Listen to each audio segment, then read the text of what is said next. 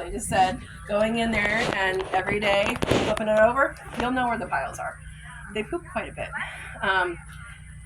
But they have their own bathroom, and they know where they don't really change it. So they're for the quail, though? The quail figure it out. Some of them are silly and lay an egg there, but that's just going to be like one. Most of them lay far from there. They don't. After the first little bit, it's not an issue. I've had 2 birds that I know that got peed on. I'm sure there were more, but they avoided it after they're like, oh, okay. Because the rabbits go to the place they pee, Shadow comes over, and they're like, I've seen him run away. I've seen him be like, yeah.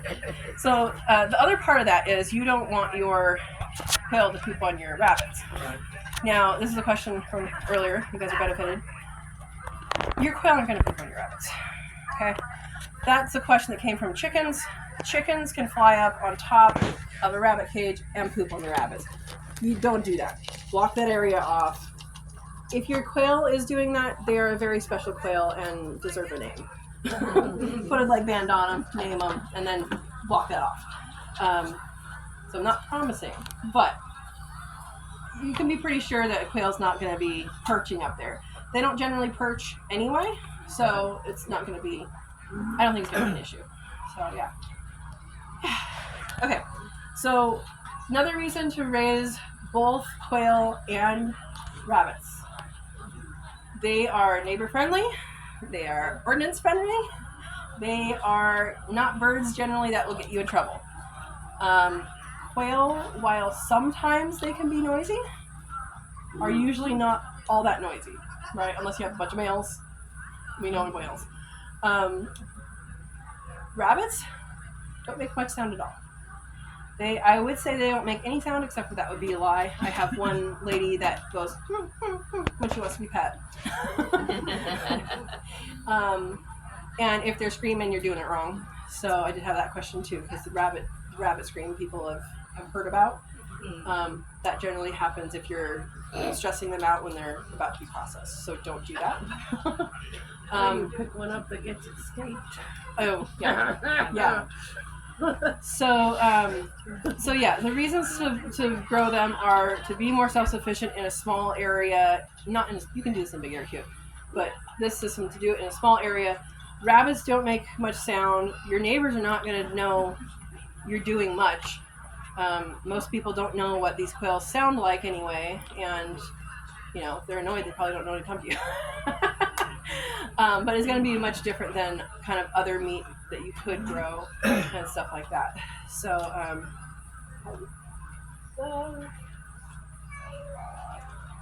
okay, so stacking, you can do other things with stacking, like if you wanted to, you like this thing, you're like, okay, I really like how this is working.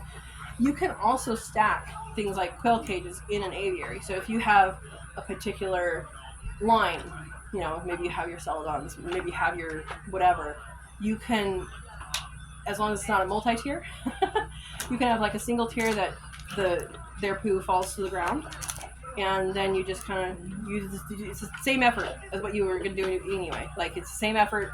You're not going to have to clean that poop tray. It's just going to add to the system. And then if it stinks, it's either wet. Please put a roof over it.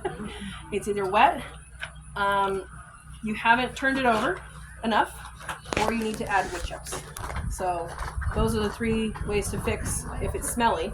And if it's smelly to you, it is tremendously not good for your quail. So keep it shoveled in. I use a pitchfork. I also use like a clawed rake that gets underneath the hutches to get stuff out. And mixing that moisture from the rabbit urine into the other, the rest of the mix is a good idea, and it will speed up your compost. It's awesome. So, I guess we have questions. Yeah. Rabbit meat is white? Yeah, so it's like a dark meat, light meat. So quail meat is dark meat, the whole thing, and rabbit is light meat. And rabbit, if you haven't eaten it, or even if you have, it's going to taste the same. It if someone didn't know what it was, they would think it was chicken. It tastes a little bit different, but it tastes similar enough that if someone didn't know what they're eating and it had a sauce on it or something, you'd be like, "Oh, this is just chicken." It's leaner, and I have rendered rabbit fat. It takes a lot of rabbits to render rabbit fat, but all you do is you just keep a little baggie in the freezer and you add to it every time you process. And it has a low smoke point, so it's better for things like biscuits. But it's another way to be self-sufficient. I mean, if you can raise fat on your land, that's great. I mean, that's something that probably is the hardest thing to raise, for a small, especially You're not early. gonna get much fat off the quail. I mean, you let them get old. I have had yellow fat on, like yellow fat on those quails, so you're just not getting them old enough. I mean, still not much, but How old would you consider old? I did some that were 1 year old, and at that point, they definitely have that yellow fat that has more flavor. So, like when you process quail, most people do it at 8 weeks. Some people go out to 10. Okay. 8 week is kind of like when the trade off for cost of food versus pounds versus ounces. Yeah. It's about 8 weeks, but it will be biggest at 10 and 12. It kind of stops there. Okay. But I mean, they might get a little more, but yeah. And then for rabbits, they have 8 to 10 week grow out. And so like I do 12 weeks because I like bigger rabbits. They're much bigger than 5 pounds, but I feel like I get more meat